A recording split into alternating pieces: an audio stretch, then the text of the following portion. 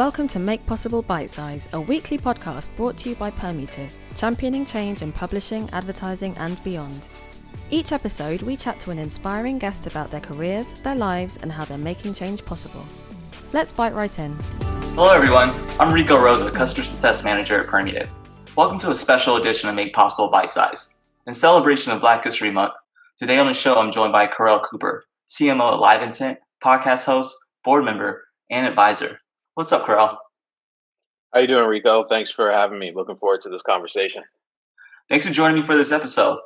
Now, Kerel, I've seen you a lot on my LinkedIn feed for the past year. I mean, to say that you have a bit of a clout to your name is you're out there, man. You're doing everything possible. So how about we start with a quick intro on who you are and the different hats you wear in your professional life? Sure. My name is Kerel Cooper, currently the CMO at LiveIntent, where I'm responsible for overall business marketing strategy, I guess is the best way to put it. For those of you who aren't familiar with LiveIntent, just a quick sentence on them. So we help publishers and brands acquire, retain, and monetize their audience all around a common stable identifier, which is the email hash. I'm also the chairperson of our Diversity, Equity, and Inclusion Executive Committee, and the founder and co-host of Minority Report podcast, where we interview people of color, women, LGBTQ plus community within business, media, and technology. And we really try to have frank conversations about their personal and professional lives. Nice. Leading by example. Thank you for that. So let's kick off. Try my best. Right on. So let's kick off our first Make Possible question. So you started your career in ad ops, and before joining LiveIntent, you were Senior Director of Digital Ad Platform Strategies at Advanced Digital. Now, in 2014, you joined LiveIntent as VP of Platform Development, and you worked your way up to the CMO of the business. So the question here is, how important is cultural identity to your career, and how do you maintain this as you grow? Yeah, so I think it's super important. Everyone I think needs to have a sense of self, right? And understanding who you are and being proud of who you are. And the reason why I say that is because if you have that understanding, then you're more likely to bring your full self to work, right? And if you are being you 100% of the time, then you're happier, right? And if you are happier, then you are going to perform better at work. You're going to be better in your personal life, just in all aspects of your life. Is going to be, you're going to be happier and perform better. And so that's why I think that that is super important. For me personally, I definitely try to sort of inject my personality into the work that I do at LiveIntent, right? So whether it's speaking about marketing, whether it's telling our story, whether it's being involved in our employee resource groups, bringing my full self to work and bringing my personality to the table and bringing sort of my diversity of thought, if you will, to the table is what I try to do best. Nice. It's a follow-up question there then. Did you have to build up to bringing your whole self to work? Absolutely. Yes, absolutely. Like I said, I've been in the space now for 20 plus years, and that wasn't always the case, especially earlier on in my career. As I was trying to navigate the space, as I was trying to sort of build up my network and making a name for myself, that certainly wasn't always the case. But I think at some point, I just got to a point in my career where I said that, as I'm looking at sort of taking the next step in my career, as I'm looking at growing my career, I have to be me, and people are going to have to accept me for being me. And again, being me, I think brings maybe something to the table that others don't have, and everyone can do that, right? Because there's a little bit, there's something different in all of us that we can bring to the table. And so I've learned to do that over the course of my career. What I would say to those out there that are listening, that are maybe coming into the space, try to be who you are from the very beginning. If I could go back 20 years ago and restart, maybe that would be one piece of advice I would give a younger Kerel, if you will, is to be yourself from the very beginning. Yeah, definitely. I mean, stepping into it, and even looking back on my own career, being able to bring my whole self and to play the game as my whole self, I think would make Yeah. a ton of a difference. Absolutely. I totally agree with you. And again, I think, as I look at kids that are coming out of college right now, as I look at people that, maybe we interview for entry level positions, I'm proud to see that more and more people that are being themselves. I think that that's super important, and proud to see that. Right on, right on. Okay, so going on to our second question here then, what challenges are you most proud of to have overcome, now CMO at a big marketing platform who is also a person of color? Yeah, so I think if you look at my career path, and you mentioned it at the beginning, right? I started my career in ad operations, moved over into account management, then into product marketing, and now running all of marketing.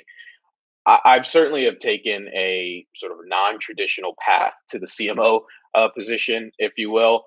And I think what I am most proud of is that every step of the way, I've learned something new in the different function that I have been in, and if whatever I've learned, I brought it to the new role that I attained, right? And so I think I'm proud of being able to sort of pivot, diversify my career and experience. And over the 20 plus years that I've been in this space, I've definitely have evolved as a leader, and learning something new in those different roles has been key, I think, to my growth. So I think that's what I'm most proud of. Nice, nice. And so, what challenges still exist, even for someone that has made it as far as the C-suite of a large organization? Yeah, I still think that we have a long way to go with respect to um, opportunities for underrepresented groups, right? I think there is still a overall challenge there of those opportunities being presented to underrepresented groups. And I think for me, in the position that I'm in, I definitely want to leverage the position of privilege, if you will, that I have to mentor and open doors for others, as well as set an example for others. I think one thing that people have to realize is that when you are in a senior leadership position or in an executive position, just because someone doesn't reach out to you and ask you to mentor them, it doesn't mean that people aren't watching your moves, right? And so always sort of keeping that in mind, that whether or not someone reaches out to me or not, carrying myself in a way that sets an example for the next generation. Yeah, it's funny to see the parallel when you think about you know strong black professional leaders, and like let's say that of like a black professional athlete like a LeBron James, and to understand like the example that you kind of have to hold yourself to for the greater good of the wider person, like black community. What I Yeah, guess, yeah. yeah, definitely. And if I can add to that, one thing that is definitely interesting, and I'm happy to see about athletes today versus maybe in the 70s, 80s, or even 90s, right? I think a lot of athletes today are much more conscious about social issues, right? I think they are much more conscious about promoting their versatility, right? Of not just being an athlete, but investing in other businesses, and doing things outside of their job. And I think all of those things combined set those good examples for, again, like the next generation of, like, okay, you can do multiple things, you can do whatever it is you want to do. So I think that's pretty cool. And that just came into my head as you mentioned LeBron James, because I think he sets an awesome example of that.